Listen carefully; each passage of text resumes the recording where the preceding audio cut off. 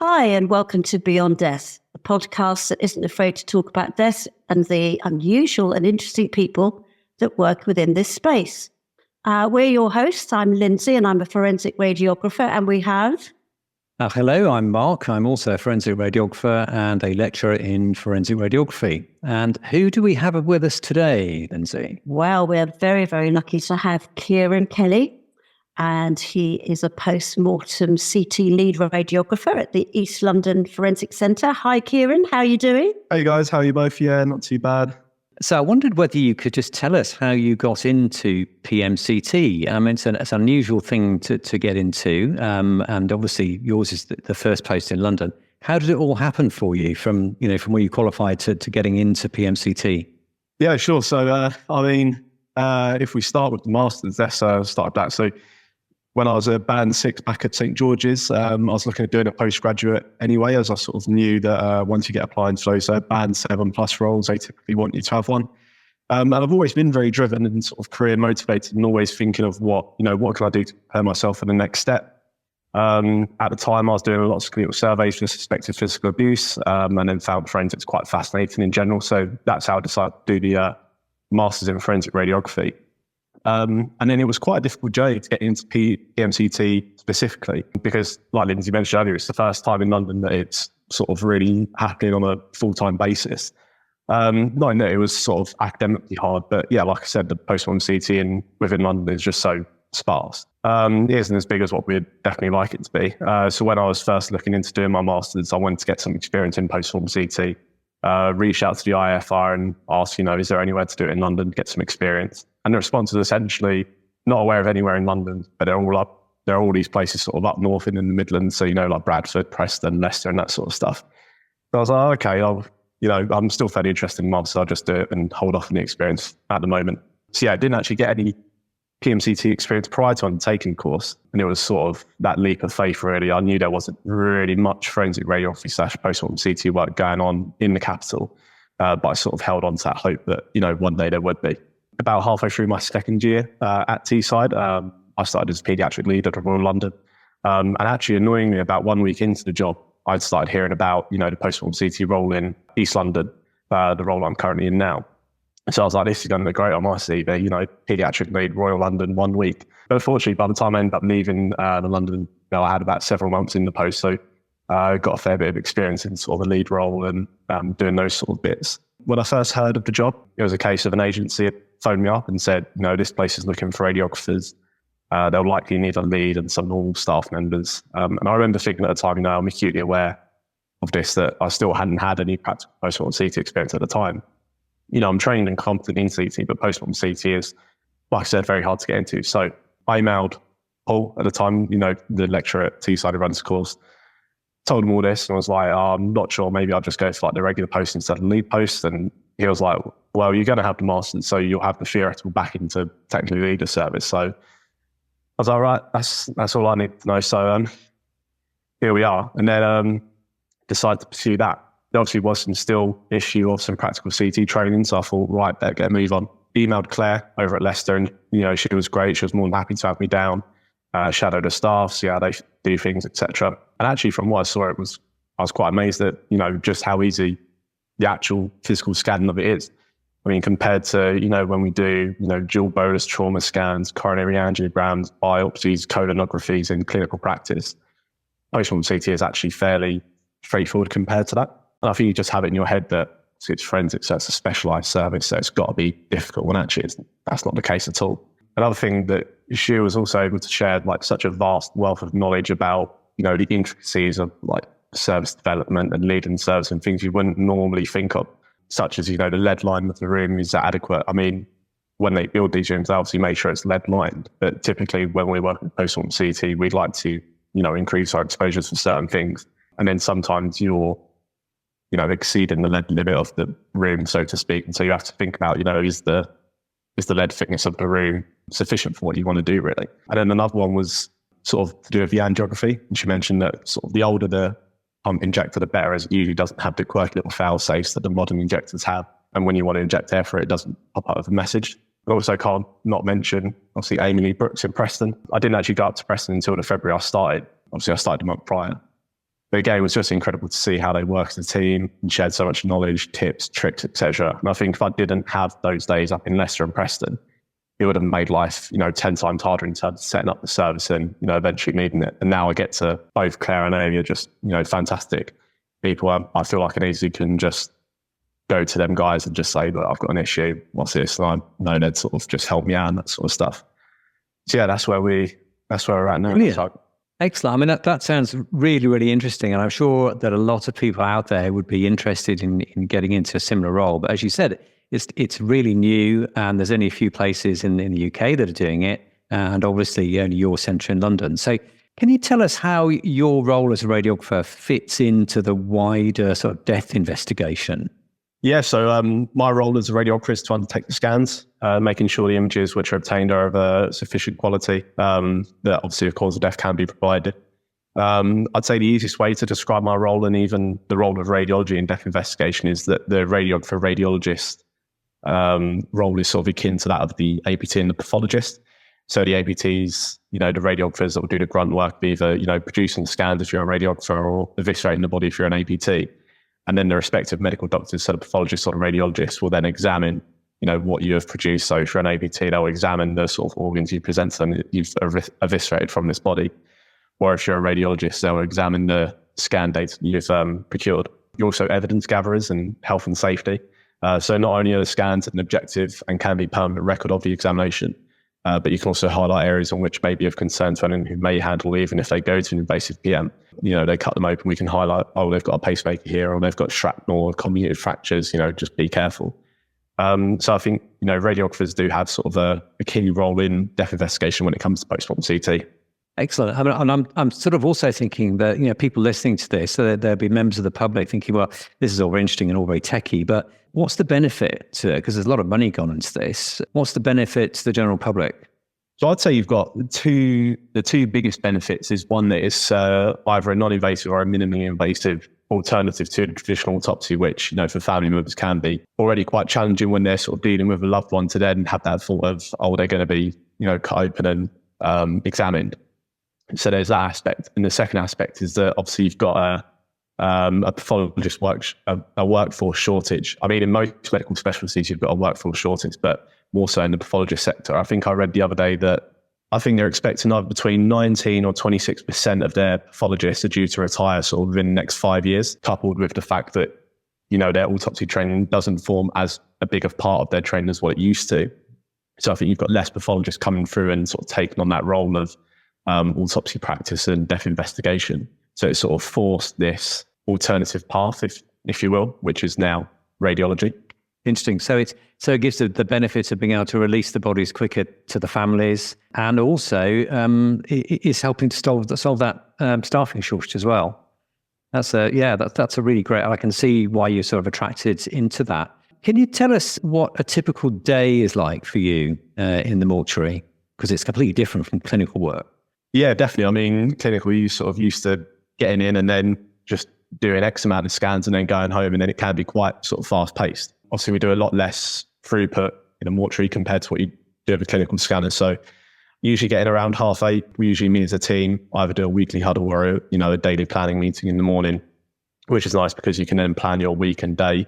If anything has come in from the evening before or the weekend before, we can discuss that. If the pathologist is in early and I know I've got scans to do, I usually just crack on with those first, get them out of the way. And once I've got a bit more time, I'll go through some emails, see if we've had any more referrals, prepare some documentation for those cases.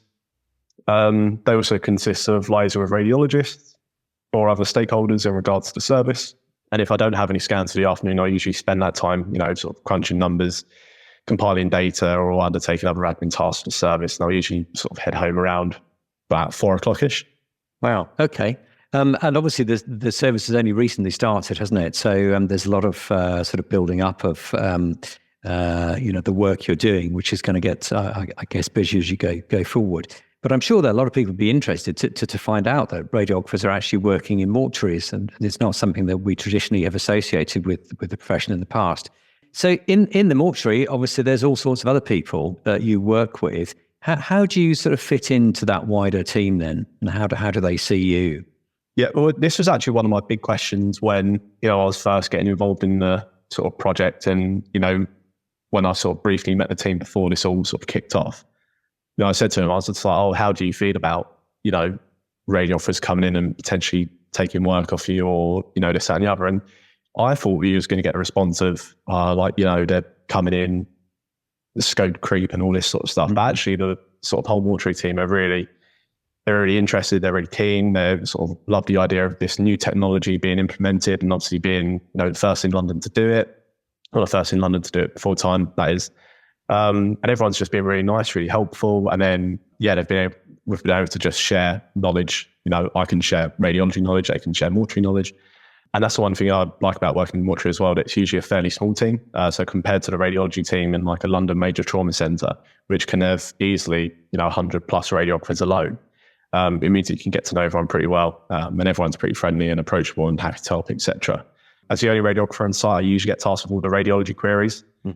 Rightly so, I guess, but slowly my knowledge and wisdom, I like to call it, is radiating onto others. And now I don't get so many questions regarding CT, and vice versa. So when I started, you know, didn't know a whole lot about the mortuary or cranial process, but now it's, you know, picked up a fair bit of learning things as I go. Like every day is a learning day, so it's just absolutely brilliant. Do you think you have brought skills from the other roles that you've been doing into this role, and how did they help? So what kind of transferable skills do you think really stand out to you that have enabled you to do this role so well? I think mainly the sort of audit and governance skills, you know. So as a band 6 at George's, I was on the governance team, and always found it quite interesting, which is surprising because I remember as a third year student traveling to London by train, you know, for the interviews and do a revision as you do. Like I'd always say to myself, oh, I'm so confused by what is clinical governance, or, you know, what are the 7 pillars again? But I think being part of that team gave me an appreciation of, you know, why we do things the way we do. You know, why do we date X? Why do we teach students this way? Why do we undertake audits? Why do we do patient satisfaction surveys? And so just having that sort of core understanding of governance, I think especially when you're going into those sort of lead or managerial roles, it's really, really important for, one, how you set up a service, and two, how you develop it and push it further, and how you get the most out of it. So I think that's definitely the biggest thing I've found, you know, from a radiography standpoint. Like I said, the actual scanning side of it is, you know, quite easy, but it's, you know, when you're developing these services, you need to have those sort of core skills of, you know, governance, audit, that sort of stuff. You know, I've also undertaken like many audits, you know, as my time here, and also went at the Royal London. So it's given me sort of those skills, which I can easily transfer to this role. And I think I remember back to when I was a band 5 doing my first audit, and you're just like, oh, like, what do I do? And now it's just like second nature. You can sort of like, right, here's the data, here's the standard, there's your results, there you go, there's another one. And then sort of just being able to look at that and implement changes based off the data you've found. So I think that's just the biggest skill I've been able to bring from my other roles into this. Absolutely, Kieran, because as you now know and understand, it's these processes that support us if things go wrong. We can evidence our practice. I love governance and what have you. I'm used to it, and it serves a very deep purpose, and we can't be effective practitioners without it. So I'm really glad that you enjoy it, you embrace it.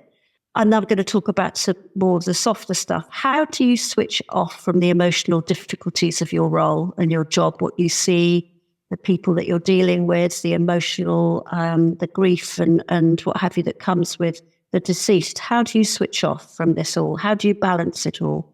Good question. I guess I don't really switch off, to be fair. I mean, I guess I've never been one to be affected sort of by the deceased or, you know, the morbid nature of the job.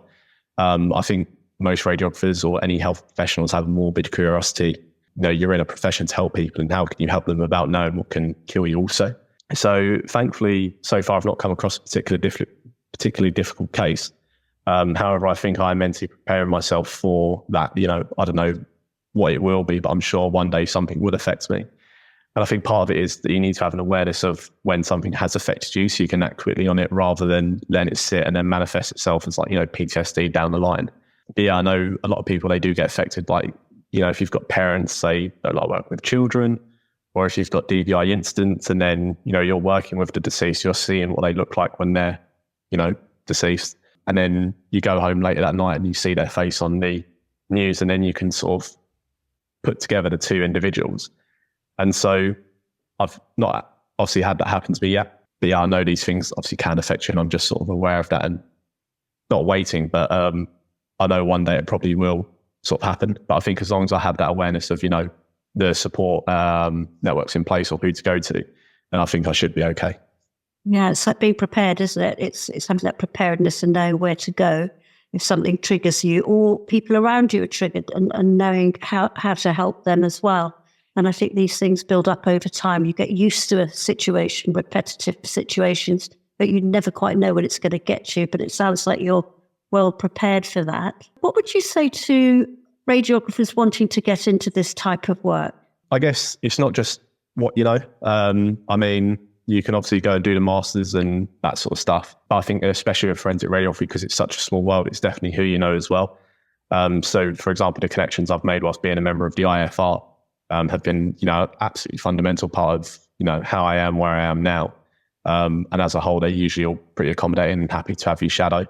And again, I take on that exact same philosophy. I've had students reach out to me. I've had other radiographers reach out to me, whether they're in their first couple of years of practice, or they've been qualified 10, 20 years, or they're looking to set up services. I'm always very keen to sort of, share what I know, help out, because I think I know how difficult it is to get into, forensic radiography or postmortem CT. And I think the more awareness we bring up about the topic, the more radiographers that gain interest, and then the more the society can sort of advertise it or push it as sort of a career path. And then that just opens us up to sort of bigger and better things, really. I think if they're also thinking about doing the postgraduate at Teesside, either that's the postgraduate certificate, diploma or masters, just do it. I mean, you've got nothing to lose. It's very flexible. And that, at the end of it, you'll have a postgraduate qualification, which even outside of forensic radiography is just so good to have. Yeah. And that's what I'd say for anyone wanting to get involved. Yeah. And IFR training and stuff like that, we're getting bigger and bigger. But yeah, that's a really, really interesting answer. And we love our work, don't we, as well? So you're a bit of a leading light. Okay, here's one for you. What can you tell us about one of your proudest moments, or your proudest moment in the work that you do? I guess probably when we did our first scan, because obviously I started in January, and then sort of we didn't end up start scanning until sort of halfway through the year. So it's about, a good several months from when I first started to that first scan. And I think for all those several months, it was very just there was a lot of pressure. There was a lot of things to do, a lot of different people that, they don't typically work in radiology. So it's just trying to navigate, them as well. And it's just, I think when I did that first scan, it all sort of culminated, and I sort of had that thought in my head of oh my God, it's all worked.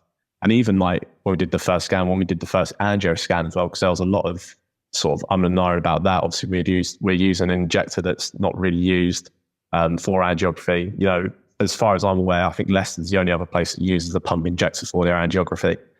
And so we're using a scanner and a pump injector for, this, that, and the other, getting the training to get the catheters in the right place. And we were just are we doing the right thing? Is it correct? Is it, is it as good as it can be? We did that first angiogram with the injector, and it was, from what I could tell, it was absolutely beautiful angiogram. You had nice feeling of the RCA right down to the distal branches, and same with the LAD and circumflex. And I was just oh my God, it's worked. And I think, I just felt like all this work I'd put into obviously setting up this service has now, it's manifested into an actual running service. Obviously, I can't take all the credit. There's, 5 years worth of work that obviously Mark was quite heavily involved with, and a lot of setting up the service that I personally wasn't involved with. But I think those last couple of months were really quite really quite stressful, and just really sort of just that thought of, what if it doesn't work, or what if it fails, and then I think when you do that first scan, you realise, actually, we are set up, we're doing a good job, we're an efficient service, we're doing all these things, we're meeting all these targets, and it's just it's all come to fruition. And it's just, I think that's what made me feel really proud about, obviously, the work I do at the moment. Well done, because it's the reality of it all. You did it. An amazing feeling. Well done. Okay, so I think that's going to now come back to Mark now, because we're going to start to just come to the last couple of questions. So Mark, over to you. Thank you. Yeah, that's really interesting, Kieran. And I'm going to ask you a question that I was asked about 20 years ago when I presented to the Association of Anatomical Pathology Technologists, and we talked about CT then, and people said, where do you think it's going in the future? I said, well, one day there will be scanners in mortuaries and possibly even radiographers doing scans in mortuaries. And so the question I've got for you there is really, where do you see this PMCT role going now in the next 10, 20 years? Yeah, I mean, this, I want to say artificial intelligence. I think that's quite a heavy topic in radiology in general at the moment, is the artificial intelligence. But I think there's obviously there's like an incredible amount of work to do around artificial intelligence. I mean, for the last, 5 to 10 years, within clinical radiology is sort of like kicked off and everyone's sort of getting involved. But the benefit you have with bringing artificial intelligence in clinical radiology is you have such a large data set to be able to train these models on. Now, with post-mortem CT, there's obviously only a few centres in the country, and the volume of scans we're doing is nowhere near the volume of scans we do in the NHS. So you've got less data to train these models on. And then obviously you've got to think of, what can we train these models on? So there are sort of companies out there now that are developing AI tools for post-mortem CT. So there's studies on being able to give a cause of death of drowning in some individuals. And there's also ones that detect, coronary artery disease and lesions and can give an estimation on, likelihood of a significant coronary event. But again, these tools are very expensive, or they focus on one particular body part. And then when you're trying to think of, what's the benefit of having this AI tool? And at the moment, obviously, if we're looking at the reporting of images, we're looking at, going against radiologists or pathologists and, directly circumventing, sort of not trying to say that, we need to get rid of, doctors or whatever. But if you're looking at it from that standpoint, we're so far away of it. You need a model that can look at everything and be able to spit out a report, and we're just not there yet. I mean, we've got decision support tools which clinicians can obviously use to help them do a report or, help them come to a conclusion. But I think definitely in the sort of next decade, where we get more of these sensors, get more data, get more companies that are willing to sort of train models in, detection of whatever, and be able to produce reports, I think that could be quite an interesting role. I definitely think more mortuaries are probably going to look at going down this route. Obviously, there's benefits and disadvantages with having a mortuary-based services, and the same with NHS services. So I think, once we've got more data from local authority-run services and compare that to NHS-run services, I think people can start to make a decision as to, what model's better. Is it better to have it in the NHS, or is it better to have it in the local authority?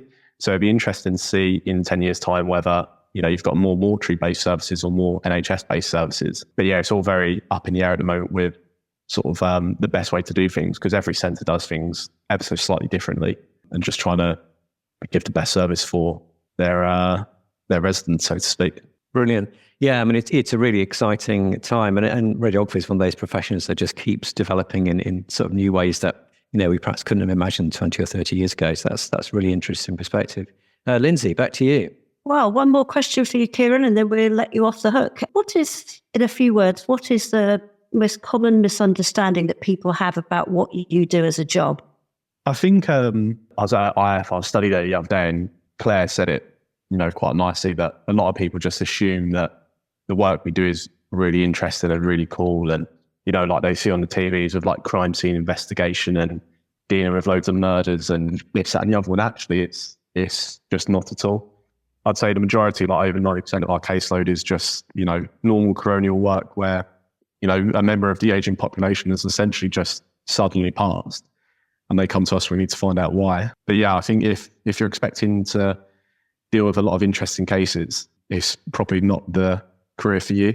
So yeah, we deal with a lot of routine sort of deaths, and that's sort of the main bulk of our work. But yeah, I'd say that's the biggest common misunderstanding, that, whenever I tell people what I do, and they're always like, oh, that's so interesting, that's so cool, I'd love to do that. And we actually think of it, it's just like, well, yeah, the first scan you do, you'll be like, oh my God, this is amazing. But the second scan you do, it's just like, okay, it's pretty much exactly the same as the first one.